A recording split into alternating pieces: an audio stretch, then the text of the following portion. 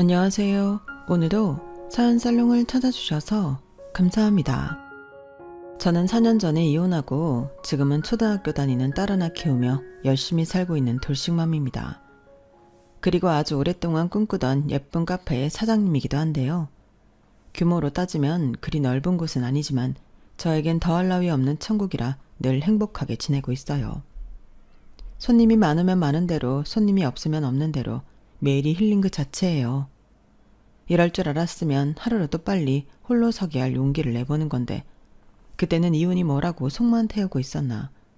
지난 날을 떠올리면 아직도 마음이 힘들어지는데요.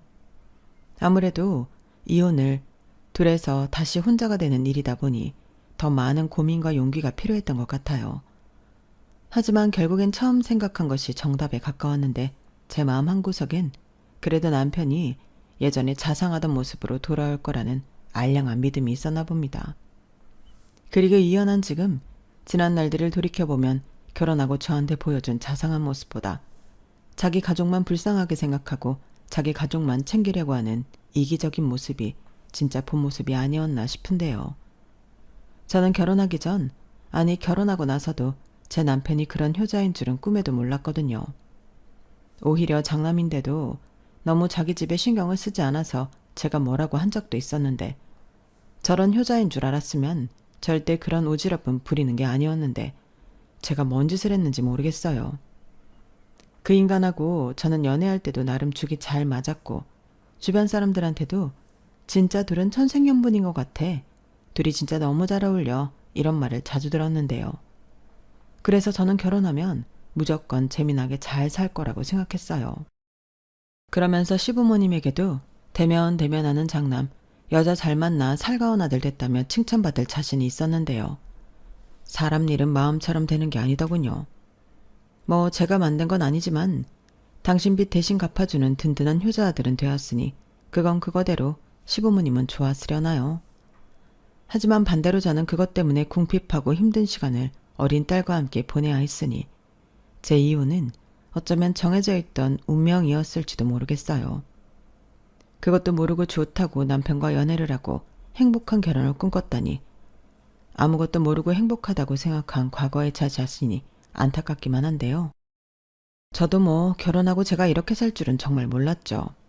아마 남편도 그건 마찬가지였을 거예요. 남편과 저는 회사 거래처에서 만나 3년 넘게 연애했는데 연애하면서 크고 작게 다투긴 했어도 정말 재미나게 연애를 했거든요. 둘 다 걷는 것도 좋아하고 액티비티한 것들도 좋아해서 남들 그냥 영화 보고 맛집 가는 데이트할 때 저희는 같이 등산도 하고 자전거도 타고 때론 배낭여행도 다니면서 예쁜 추억을 많이 만들었는데 그래서 저도 남편도 서로 영혼의 단짝이라도 만난 듯 좋아 지냈어요. 그리고 결혼하고 나서도 둘이 정말 재미있게 살았는데요. 문제는 저희가 결혼하고 4년 정도 지났을 때 생겨났죠. 시아버님이 갑자기 쓰러지시면서 풍이 왔거든요. 그로 인해 하시던 일도 못 하시게 되셨고 그래서 그때까지 매달 30만 원 정도 보내드렸던 용돈을 100만 원씩 보내드리게 되었어요. 그때가 하필이면 제가 임신하고 있었을 때라 그게 많이 부담스러웠거든요. 제가 다니던 회사는 겉으로는 아닌 척하지만 귀여운 여성, 특히 아이가 있는 여자 직원에겐 퇴사를 권하는 곳이었는데 거부하면 대놓고 불이익을 주는 경우를 많이 봤기에 저는 퇴사 권유를 받아들인 후였어요. 그러니 수입이 맞벌이에서 외벌이로 바뀌었는데 시부모님에게 드려야 하는 돈은 거꾸로 늘어났으니 좀 심란했던 건 사실이었는데요. 물론 아이를 낳고 아이가 어린이집에 다닐 즈음엔 다시 일할 생각이 있긴 했지만 적어도 2, 3년은 남편 혼자 벌어야 하는데 너무 걱정스럽더라고요. 하지만 저도 차마 싫은 내색은 하지 못했어요. 시아버님이 아프고 싶으셔서 아프신 게 아니니 퇴직금과 그동안 모은 적금으로 잘 버텨보자고 생각했는데 참 불행은 한꺼번에 온다고 제가 아이를 출산하고 머지않아 시어머니가 사기를 당한 걸 알게 됐어요. 아니 나는 그렇게 하면 돈을 벌 수 있다고 해서 니들한테 짐되지 않으려고 그랬지. 그게 사기일 줄은 정말 몰랐어. 미안하다. 일을 어쩌면 좋으니. 아휴. 어머니, 그게 무슨 말씀이세요? 사기라뇨? 그게 누가 그러더라고. 요즘은 다 주식인지 뭔지 해서 대박이 난다면서 자기가 시키는 대로만 하면 몇십 배는 돈을 벌 수 있다고 하는 거야. 그래서 여기저기 돈을 빌려주다가 주식인지 뭔지를 했어. 네? 어머님이 주식을 하셨다고요? 직접이요? 아니, 내가 뭘 아는 게 있어야 직접 하지. 그냥 돈만 주면 대신 해준다고 그래서 내가 잘하는 집 여자도 그걸로 돈을 1억 가까이 벌었다고 하니 나도 정말인가 하고 혹해서. 저는 시어머니의 폭탄 같은 돈 사고 소식에 가슴 철렁하고 내려앉았어요. 그리고 그게 거의 시아버님이 풍을 맞을 때부터 시작을 하셨던 것 같은데 여기저기 돈을 빌리고 심지어 사금융에까지 손을 대셔서 2억 3천이라는 빚을 만드셨어요. 대다수 빚지는 사람들이 그렇듯 나중엔 빚으로 빚을 갚다가 있는 거 다 날리고 빚만 떠안는 지경에 이르렀다고 하시는데 눈앞이 캄캄하더라고요. 저희 부부한테 말하신들 저희라고 뭐 뾰족한 수가 있는 건 아니니까요. 그런데 시어머니는 이제는 당신 힘으로 해결할 수가 없다며 저희한테 그 빚을 대신 갚아달라고 하셨고 그때부터 남편이 굉장히 힘들어했어요. 남편한테는 3살, 5살 아래의 여동생이 있었는데 신우들은 모두 시집을 가서 자기네들은 도와줄 수 없다고 철벽을 쳤었거든요. 그러니 남편은 혼자 이 모든 상황을 감당해야 했는데 대충 계산을 해보니 시댁에 200에서 250은 들어가게 생겼더라고요. 그 정도 금액이면 제가 나가서 벌던 월급이랑도 맞먹는 거였는데 솔직히 그때는 돈 사고 치고 저희한테 떠넘기는 시어머니가 원망스러웠어요. 그런데 자기도 민망하셨는지 저희 눈치를 보시며 모든 게 다 자기가 무식하고 못난 탓에 생겨난 일이라며 곡기를 끊고 죽겠다고 알아 누워버리셨는데 정말 그때는 촌체적 난국이 따로 없었죠. 시어머니가 그렇게 알아 누우시면 거동도 제대로 하지 못하는 시아버님을 돌봐줄 사람은 아무도 없었거든요. 그렇다고 돈을 들여 사람을 쓸 수도 없고 저희로서는 미치고 팔딱 뛸 노릇이었는데요. 게다가 저는 아이를 낳은 지 얼마 되지도 않은 상태였기 때문에 시댁에 들락날락 할 수 있는 상황도 아니었기에 남편이 매일 한숨을 쉬며 불면증에 시달렸어요. 그리고 그때까지는 저도 남편을 생각하는 마음이 컸기에 그런 남편이 안쓰럽게만 보였는데요. 그래서 치열한 고민 끝에 그동안 가지고 있던 퇴직금과 적금을 모두 내놓았어요. 그러자 남편은 고맙고 미안하다며 굵은 눈물방울을 뚝뚝 흘렸는데 저는 그렇게 해서라도 이 상황을 같이 극복하고 싶었어요. 제 부모는 아니지만 힘든 짐을 남편한테만 지어주는 게 싫었으니까요. 거기에 저는 갓난아기 때문에 일을 하지 못했기 때문에 나름 남편한테 미안한 마음도 컸었는데요. 그때는 스스로 시부모님도 내 가족이고 사랑하는 남편을 위한 일이니 당연히 그렇게 할 수 있다고 생각하려 노력했었죠. 그리고 남편이 이런 저한테 고마워하며 훗날 보답해 줄 거라고 은근 기대했는데요. 그건 제 착각이었어요. 억울하게도 고마운 건 그리 오래가지 않더라고요. 오히려 남편은 남편대로 저는 저대로 돈이 없어 힘드니까 나중엔 둘 다 예민해져서 작은 일에도 다투는 일이 많아졌는데 차라리 그 돈을 남편한테 주지 않고 제가 갖고 있었더라면 오히려 낫지 않았을까 후회가 됐어요. 하지만 후회한들 이미 돈은 없어져 버렸고 다른 건 몰라도 아이한테 무언가 제대로 해줄 수 있는 게 없는 엄마로서 너무 괴로웠는데요. 엄마 마음이 그렇잖아요.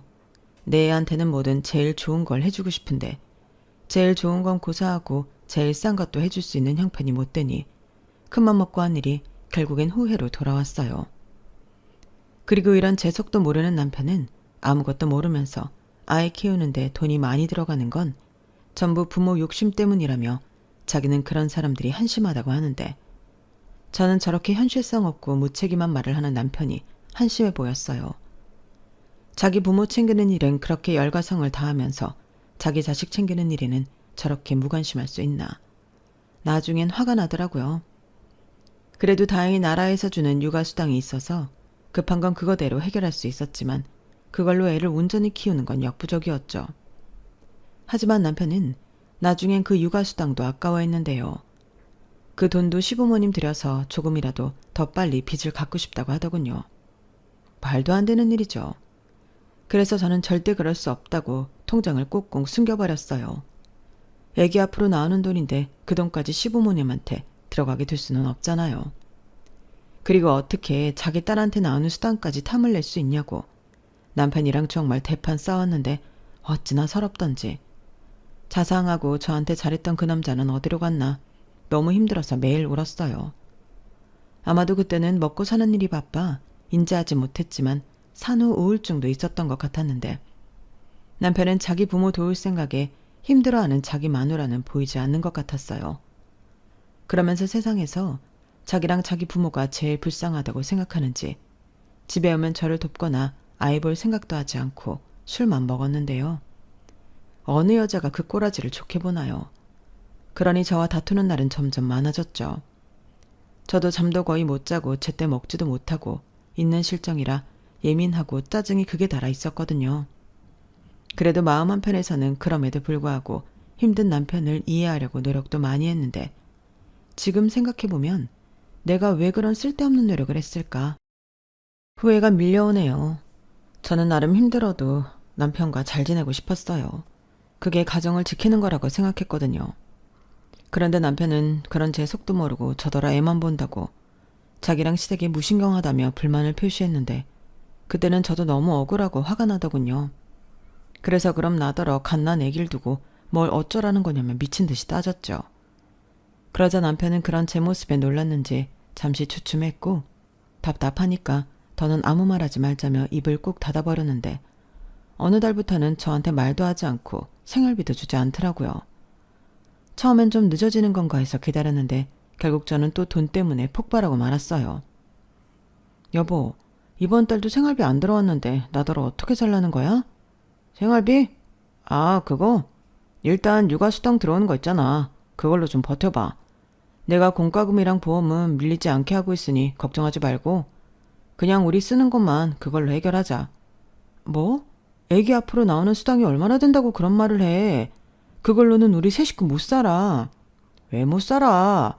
나는 집에서 거의 밥도 안 먹는데 자기가 좀 줄이면 되지.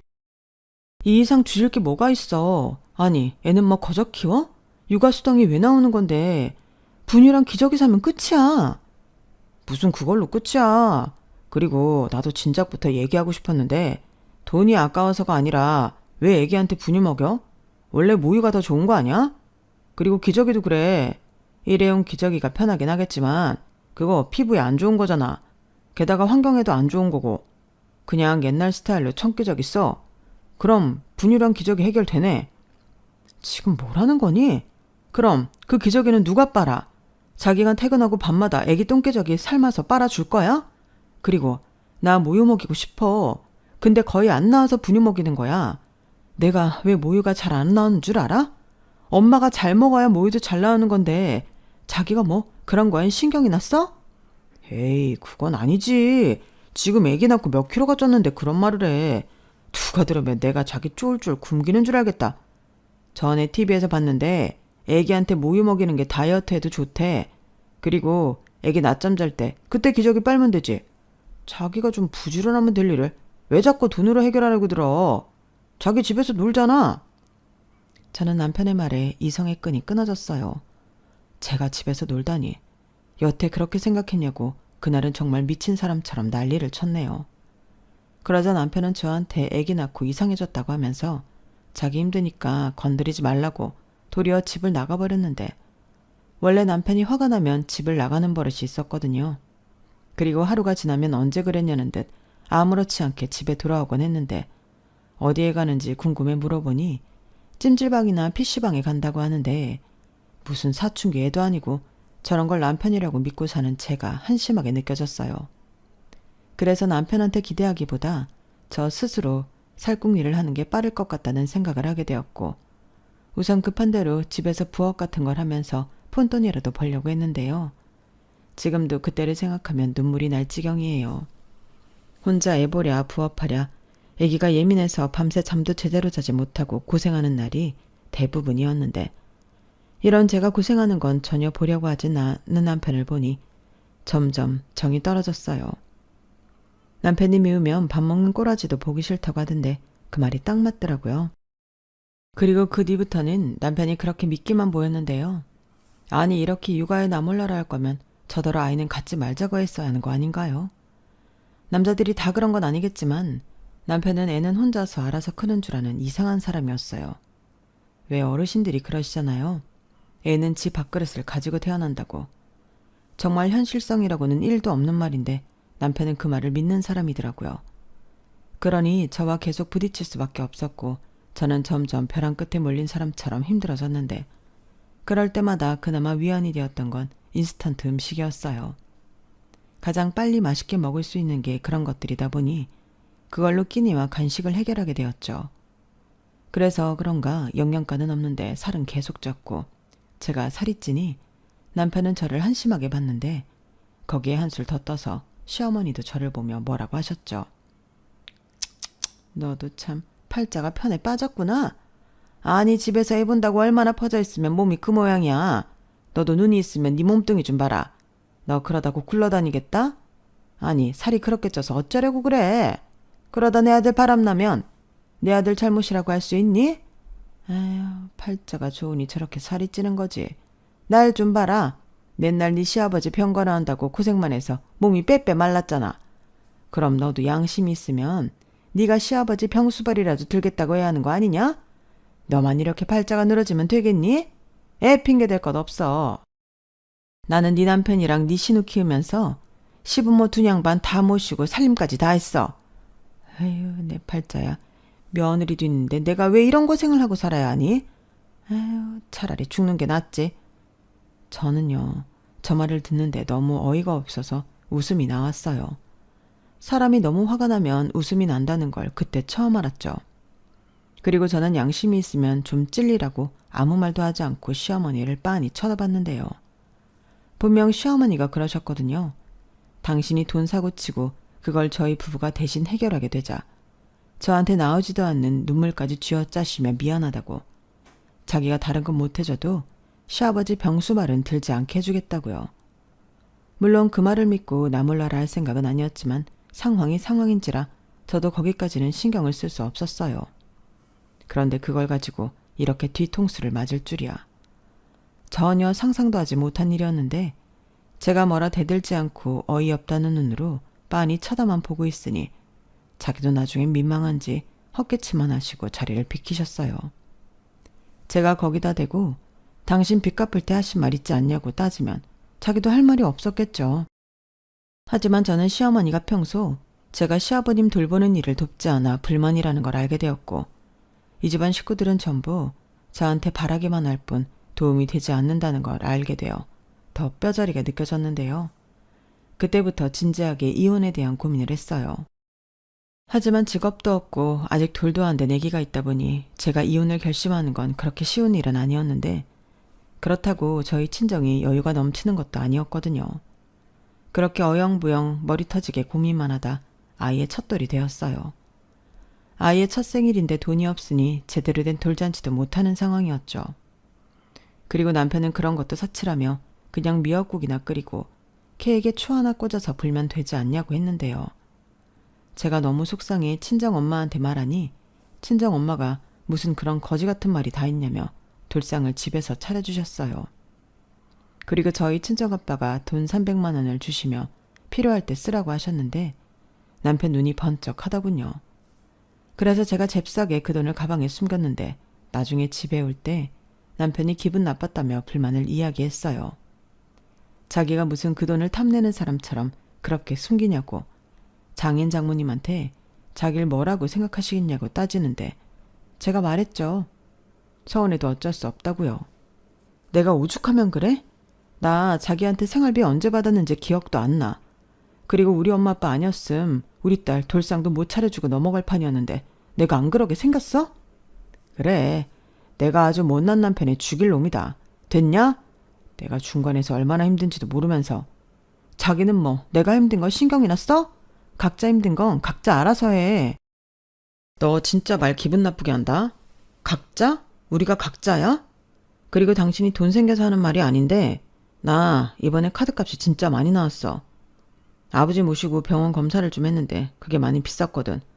우선 카드값은 밀리면 안 되니까 그 돈 내가 먼저 쓰자. 다음 달에 월급 받으면 그때 줄게.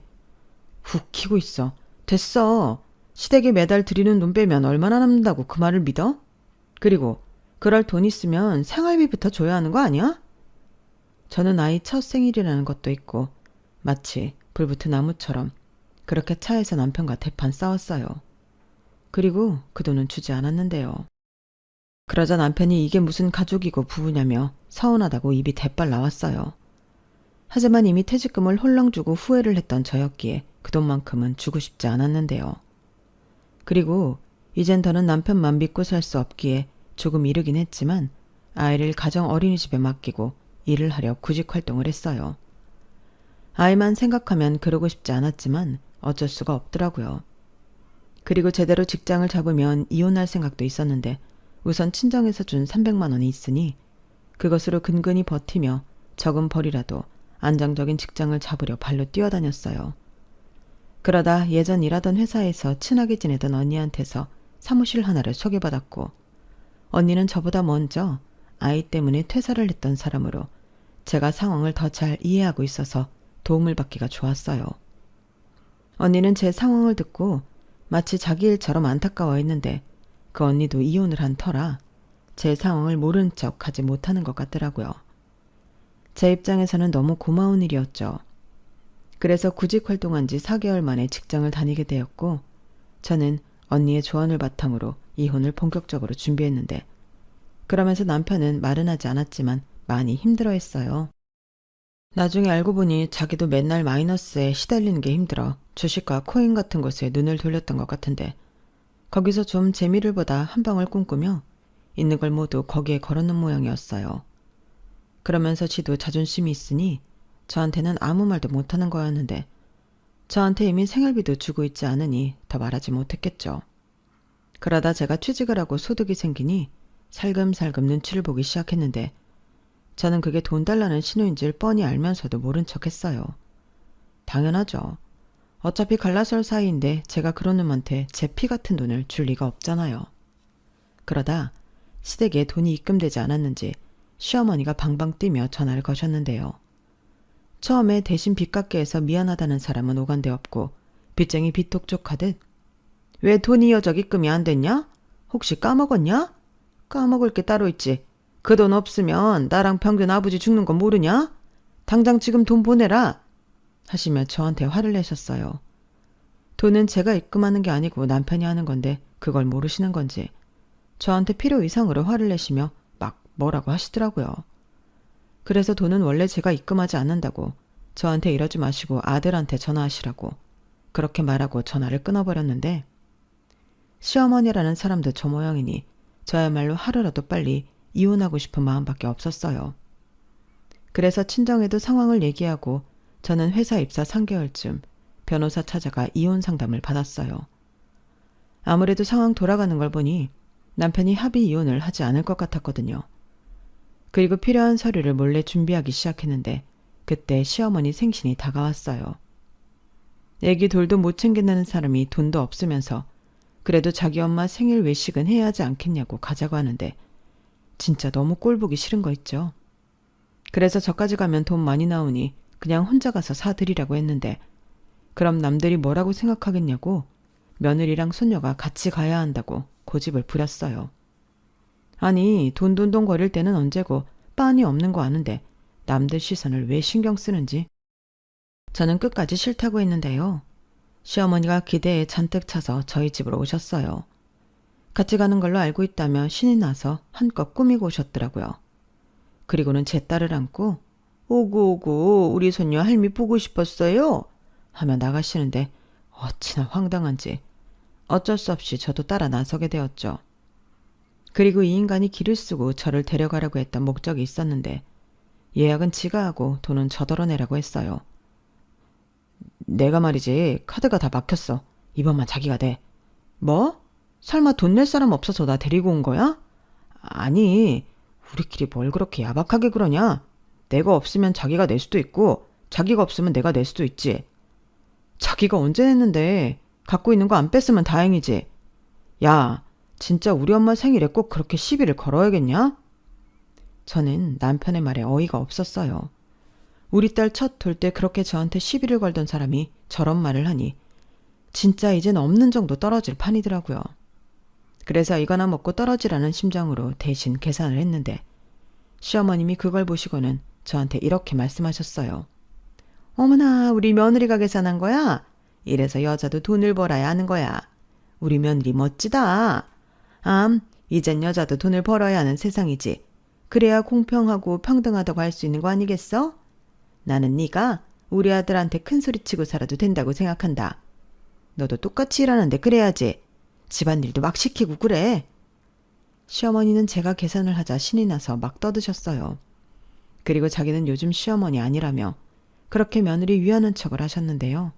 천만의 말씀이죠. 시어머니는 제가 남편한테 심부름이라도 시키려고 하면 남자한테 그런 거 시키는 거 아니라고 하시며 난리가 나는 구시대적 사람이었어요. 그러니 그냥 척만 하시는 건데 이젠 저도 알 건 알아서 가식적인 웃음도 나오지 않았어요. 오히려 이젠 진짜 남이고 웬수라고 생각되어서 같이 있는 게 힘들기만 했는데요. 그즈음은 정말이지 생각지도 못했던 기적 같은 일이 벌어졌어요. 저희 친정아빠가 할머니 할아버지가 돌아가시면서 형제들이랑 같이 물려받은 시골 땅이 있는데 그 땅이 나라에 귀속되면서 팔리게 되었어요. 참 위치도 별로고 농사도 지을 수 있는 땅도 아니라서 형제들이 있어도 애물단지로 여겼던 땅이었는데 그 땅이 그렇게 효자 노릇을 할 줄은 꿈에도 몰랐죠. 그리고 결과적으로 사형제가 똑같이 10억씩 나눠 갖게 되었는데 친정아빠는 죽어서 물려줄 바에는 한참 돈이 필요한 시기에 그 돈을 주는 게 낫다 하시며 저와 남동생한테 3억씩 증여해 주시겠다고 하셨어요.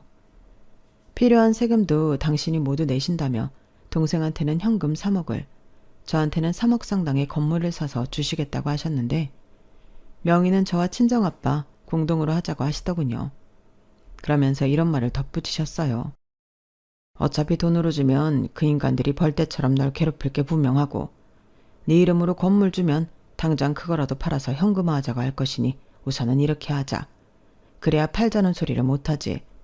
그러다 나중에 너 이혼하면 아빠가 온전히 네 앞으로 명의해 줄 거니까 그렇게 알고 네 남편한테도 그렇게 말해. 아빠가 그냥 공동명의로 한다고 했다고. 그리고 불만 있으면 장인한테 가서 따지라고 하고 너는 빠져. 알겠니? 저는 아빠의 말에 고개를 끄덕였어요. 저도 그게 100번 1000번 좋다고 생각했거든요. 하지만 그 사실을 안 남편은 입에 개거품까지 물며 난리가 났는데요. 사람이 돈 앞에서는 눈이 돌더라고요. 아니, 이게 말이 돼? 처남한테는 돈으로 주고 왜 자기한테는 건물을 줘? 그것도 공동명의? 지금 장난해? 왜 이렇게 성질을 내? 어차피 그거 우리 친정 재산인데 이렇게 주든 저렇게 주든 상관할 수는 없지. 그냥 주시는 것만으로도 감사하다고 생각해야 하는 거 아니야? 아니, 그 말도 맞는데 지금 당장 우리가 돈 때문에 힘드니까 그렇지. 안 되겠다. 내가 장인어른 찾아뵙고 말을 해야겠어. 굳이 지금 건물을 왜 사? 남편은 마치 자기 앞에 돈이 생긴 것처럼 눈을 뒤집고 흥분했어요. 저런 걸 남편이라고 한 이불을 덮었다고 생각하니 토가 쏠리더라고요. 한때는 영혼의 단짝이라고 생각했는데 원수도 저런 원수가 없었어요. 그리고 그 소식은 빠르게 시어머니한테도 들어갔는데요. 시어머니도 역정을 내시며 저더러 바보냐고 너도 현금으로 달라고 했어야 하지 않냐며 뭐라고 하셨는데요. 그래놓고 이건 저희 친정에서 저와 제 동생을 차별하는 거라고 이간질까지 하셨어요. 그래서 저도 화가 나서 왜 말을 그렇게 하냐고 쏘아붙였는데요. 이봐봐. 아니 너는 나한테는 그렇게 잘하면서 네 부모한테는 왜 그렇게 물러 터졌냐? 네 부모 너한테 돈 안 주려고 수쓰는 거야. 그러니까 네 명의도 아니고 공동명의로 한다고 하는 거지. 너는 뇌 없냐? 머릿속에 똥만 찼어? 어머니, 말씀 함부로 하지 마세요. 저희 아빠가 오죽하면 그러세요. 저희 아빠도 이미 어머니랑 어머니 아들이 이렇게 돈덩거릴 줄 알고 그러신 거예요. 안 그러면 그 돈이랑 그쵸. 그 돈 홀랑 어머니 빚 갚는 데 쓰자고 하실 거잖아요. 제 말 틀려요? 그야 내가 남이야? 내가 빚을 해결해야 나도 살고 니들도 살지. 우리 다 같이 잘 먹고 잘 살자고 하는 말을 왜 그렇게 꼬아서 듣냐? 네가 그러고도 내 며느리야? 그 며느리 이젠 그만하고 싶네요. 저 이혼할 거예요. 이미 준비도 다 끝났고 이젠 어머니 며느리 없으니까 그런 줄 아세요. 뭐야? 야! 야! 저는 시어머니가 아무리 저를 불러도 전화를 끊어버렸어요. 그리고 자기 엄마한테 이혼 소식을 들었는지 남편이 난리를 쳤는데요. 눈앞에 돈이 아른거리니 제가 혼자 살 생각으로 이혼 소리 한다며 자기는 죽어도 절대 이혼 못 해준다고 하더군요. 뭐 그럴 거라고 이미 예상은 했어요. 그래서 저는 그러거나 말거나 소송할 거라며 이미 내가 이혼할 수 있는 사연은 차고 넘친다고. 남편 노릇 아빠 노릇 한 거 뭐 있냐고 따지니 지도 그 정도는 머리가 돌아가는 듯 아무 소리를 못했는데요. 그러면서 부부가 살다 보면 이런 일도 있고 저런 일도 있는 거지. 어떻게 자기는 이혼하자는 말을 해? 내가 일부러 그랬어? 우리 좋았잖아. 내가 앞으로 자기랑 우리 딸 행복하게 해줄게. 솔직히 손바닥도 마주쳐야 소리가 나는데 나만 잘못 있나? 부부 문제는 결국 부부 공동의 책임이야. 공동의 책임? 내가 왜? 자기가 언제 나 신경이나 써봤어? 나 임신 중에 당신 집 일 터지고 제대로 먹지도 못하고 몸조리도 못했어. 지금도 날씨 나쁘면 여기저기 얼마나 시리고 아픈 줄 알아? 거기에 자기는 애기 F로 나눈 수당까지 달라고 했지? 당신이 그런 쓰레기야. 당신은 당신이 벌어서 당신 집 구하는 데만 정신 없었잖아. 그래놓고 이제 와서 나한테 뭐라도 생기는 것 같으니까 이혼 못하겠다고 하는 거 아니야? 설마 내가 그러겠어. 그냥 제일 큰 문제가 그거였고 그걸 해결해야 우리도 사니까 그랬지. 나도 뭐 중간에서 힘들었어. 나라고 마음이 편했겠냐? 근데 어떡해. 늙고 병든 부모를 버려. 당신이면 그럴 수 있어? 나는 당신이 어떻게 생각할지 모르지만 장인 장모님이 그런 상황이라고 하면 똑같이 했어. 아, 그러셔? 그렇게 마음 넓은데 왜 우리 아빠한테까지 찾아가서 돈 타령을 했을까? 그야 우리가 지금 사정이 너무 안 좋으니까 그랬지. 말은 바로 해. 우리가 아니라 니네 집 사정이 안 좋은 거야. 니네 집 사정 안 좋은 얘기를 내 부모한테 한 거라고. 남편 놈은 자기 집을 니네 집이라고 했다며 아주 정색을 하고 난리를 쳤어요. 지금까지 자기랑 자기 집을 남이랑 남의 집이라고 생각했냐며 그게 그렇게 아깝냐고 저를 피도 눈물도 없는 사람 취급하는데 나중엔 니 돈 내 돈 어디냐고 부부면 모두 공동재산이라고 말 같지도 않은 소리를 하더군요. 그래서 저도 호기롭게 말했어요. 알겠어. 그럼 당신이랑 이혼 안 하고 대신 친정에서 준다는 거 아무것도 안 받을게. 그럼 됐지? 우리 일이니까 우리끼리 알아서 하자. 제가 이렇게 말하니 남편은 답답해 죽겠다는 얼굴을 하고 저한테 너 바보지? 머리가 안 돌아? 준다는 걸 왜 안 받아? 그 돈이면 우리 행복할 일만 남았어. 1억 5천은 우리 집 빚 갚고 5천 정도는 내 빚 갚으면 그러고도 1억이 남는데 그럼 우리 그 돈 가지고 편하게 살지. 집도 사고. 뭐라고? 그 돈으로 니네 부모 빚을 갚자고? 그것도 반절이나? 우리 부모가 주는 돈을? 뭘 그렇게 따져. 어차피 그 돈이 그 돈이지. 됐어. 그러니까 나는 싫다고. 우리 아빠도 니네 집 빚 갚는 데 쓸까봐 건물 내 걸로 온전히 앞으로 안 해주는 거야. 그렇게 따지면 나는 당신 때문에 건물도 제대로 못 받는데 억울해야 하는 거 아니야? 내 말이 그니까 자기도 당당하게 그냥 달라고 해. 이왕이면 현금으로. 됐어. 누구 좋으라고. 그러니까 나는 너랑 안 산다고. 니네 집이랑 빠이빠이 하고 싶다고. 저는 남편한테 시원하게 이혼 신청서 날렸어요. 사실 저 인간이 찢어버릴 걸 생각해서 무려 똑같은 걸 10장이나 만들어놨는데 한 5, 6장 찢더니 지도 어이가 없는지 나중엔 그냥 이혼하자고 하더군요. 그런데 절대 순순하게 이혼은 못 해준다며 위자료 타령을 했는데요. 나는 이혼을 하고 싶지 않지만 네가 해달라고 해서 하는 거야. 그니까 나는 당하는 입장이라고. 나한테 위자료 줘야 하는 거 알지? 각오해. 내가 아주 탈탈 털어줄 테니까. 각오는 네가 해야지. 탈탈 털어? 네가 무슨 자격으로? 나는 이미 변호사까지 선임했어. 네가 유책 배우자라는 증거는 차고도 넘치고. 변호사도 그러더라. 이 이혼은 무조건 내가 이긴다고. 그니까 너도 변호사 사서 해봐. 저는 그렇게 말하고 짐을 쌌어요. 그러자 그 인간 얼굴이 사색이 되어서 망부석이 되었는데 지도 알았겠죠. 자기가 저한테 한 짓들이 있으니 상황이 불리하다는 걸요. 그리고 저는 친정으로 간 뒤 바로 이혼 소장 날렸고 소장을 받은 남편 놈은 완전 저 자세로 무조건 잘못했다고 싹싹 빌기 시작했는데요. 그 꼬라지를 보니 속이 어찌나 시원하든지 이 맛을 보려고 그렇게 힘들게 살았나 싶은 생각도 들었어요. 그리고 발등에 불 떨어진 건 그놈뿐만이 아니어서 시어머니까지 저를 찾아와 애걸복걸하셨는데 자꾸 이렇게 찾아와 사람 괴롭히면 당신 아들한테 위자료 더 뜯어낼 거라고 한 소리 하니 바로 꼬랑지 내리고 나타나지 않으시더라고요. 다만 문자로 이혼만은 하지 말라며 자기가 앞으로 평생 저한테 잘하겠다고 하는데 저는 믿지 않았어요. 정말 누굴 바보로 하는 건지 자기들 바닥을 이미 저한테 다 보여줘 놓고 이런 문자가 통할 거라고 생각했다는 게 더 기분 나빴어요. 그리고 빨리 끝날 줄 알았던 이혼 소송은 생각보다 엄청 길었는데요. 아이도 어리고 남편놈이 지저분하게 시간을 질질 끄니 1년을 훌쩍 넘기게 됐어요. 하지만 이미 제가 노력하지 않아도 증거가 너무 빼박이라 결과는 달라지지 않았고 위자료도 최대한으로 끌어모아 2천만 원 받게 되었는데요. 혼인기간이 길지 않아서 그게 최대라고 하더군요. 변호사님 말로는 이렇게 많이 받은 경우도 잘 없다며 억울해도 이해하라고 했어요. 대신 양육권은 제가 가지고 왔고 월 80만 원씩 양육비를 받도록 판결이 나와 그걸로 위안을 삼아야 했는데요. 그렇게 저는 지옥에서 해방될 수 있었고 친정 부모님은 회사 다니는 것도 좋지만 지금이라도 하고 싶은 일 있으면 공부를 해보라고 하셨는데요. 그때 번쩍하고 생각이 나더라고요. 왜 젊었을 때는 여러 가지 꿈을 꾸잖아요.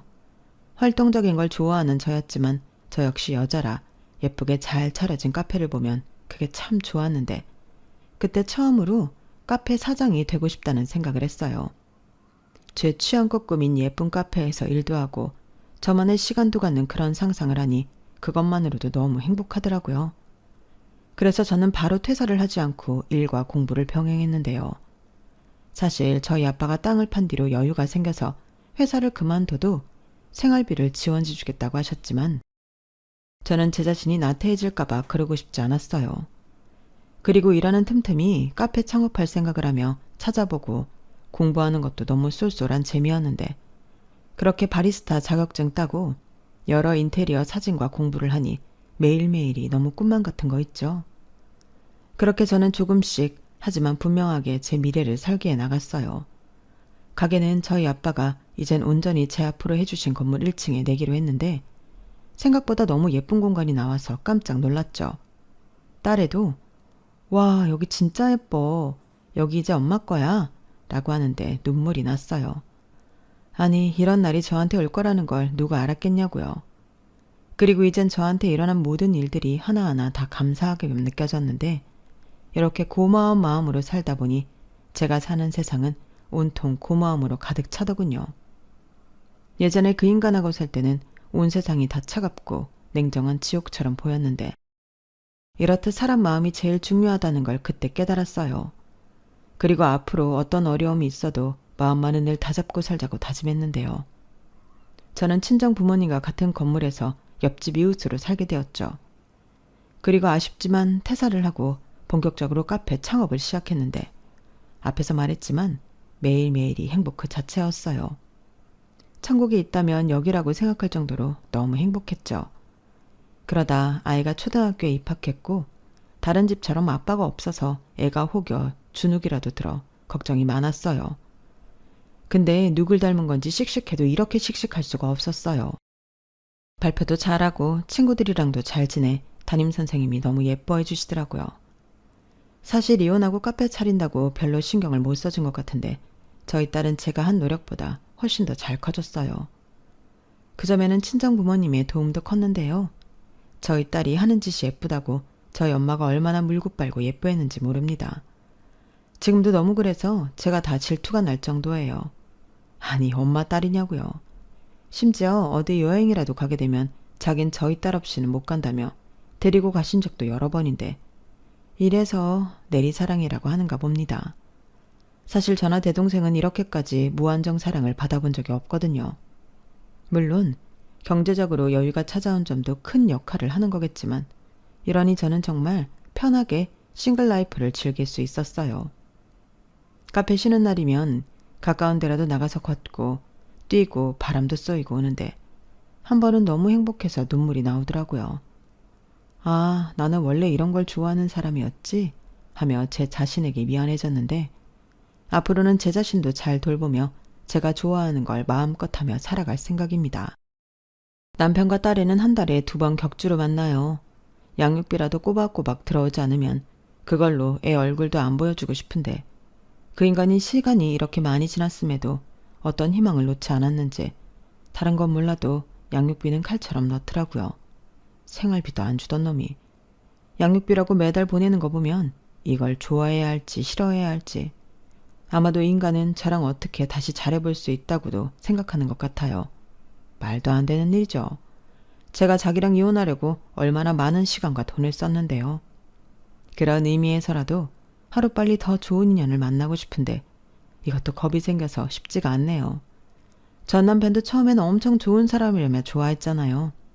그러니 이젠 좋은 사람을 봐도 겁이 났는데 아마도 저는 꽤 오랫동안 누굴 못 만나지 싶어요. 어쩌겠어요. 그놈한테 당한 상처가 저를 그렇게 만든걸요. 그리고 시어머니는 결국 그 빚을 남편이 해결해주지 못해서 그 연세에 도망을 다니게 되셨는데요. 저한테 마지막으로 자기는 신경 쓰지 말고 남편이랑 재결합해서 잘 살라고 문자를 보내셨어요. 남편 역시도 이젠 시댁빚 안 갚고 이젠 우리 가정만 돌보며 살겠다고 저한테 기회를 달라고 하는데 제가 돌았냐고 했습니다. 계속 뻘소리하며 양육비고 뭐고 안 받고 애도 안 보여준다고 으름장을 넣으니 그 말이 쏙 들어갔어요. 지는애도 제가 잘 먹고 잘 사는 게 부러웠겠죠. 그리고 저는 쪘던 살도 다 빠지고 오히려 결혼 전보다 몸매가 더 좋아졌는데 좋은 거 먹고 많이 움직이니 저절로 몸이 예뻐지더라고요. 그러니 이젠 남편이 저한테 홀랑 다시 반해서 딴 마음을 품는지 꽂히며 선물이며 다시 자기를 받아달라고 하는데요. 저는 그런 거 오면 전부 다 미련 없이 돌려보냅니다. 그리고 자꾸 그럼 선봐서 결혼하겠다고 하니 아니라며 안 그러겠다고 하는데 저 인간도 왜 저렇게 사는지 모르겠어요. 주변에서 잘 모르는 사람들은 저한테 깨소금이니 즐기라고 하는데 저는 사실 그러기도 싫더라고요. 그냥 각자 소식 전하지 않고 알아서 살았으면 좋겠는데 제가 이상한 걸까요? 저는 그만큼 이젠 그 인간에 대한 어떤 마음도 사라지고 없는데 그 인간도 어서 빨리 저와 같은 마음이 되었으면 좋겠습니다. 아마 그 인간도 그 빚 다 갚아야 그런 마음이 들지 않을까 싶어요. 제 이혼 성공담은 여기까지예요. 지난날의 제 상황을 떠올리면 결혼 한번 잘못해서 너무 큰 고통과 상처를 받았는데 이제라도 행복하게 다시 제 인생을 살 수 있어서 다행이다 못해 친정 부모님한테도 저희 딸 아이한테도 감사한 마음뿐입니다. 이 감사한 마음 보답하는 마음으로 더 열심히 살아가려고요. 그리고 이렇게 글을 쓰고 있는 지금도 다시 찾은 행복에 너무 행복하기만 한데요. 이런 저의 행복의 기운이 제 사연을 듣고 계신 모든 분들에게 전달이 될 수 있었으면 좋겠습니다. 그럼 늘 행복하시고요. 건강하세요. 오늘도 내일도 모레도 행복하시길 진심으로 소원하겠습니다. 안녕히 계세요. 여러분, 사연 댓글에 응원과 현명한 조언 부탁드려요. 좋아요와 구독은 저에게 큰 힘이 됩니다. 오늘도 좋은 일 가득하세요.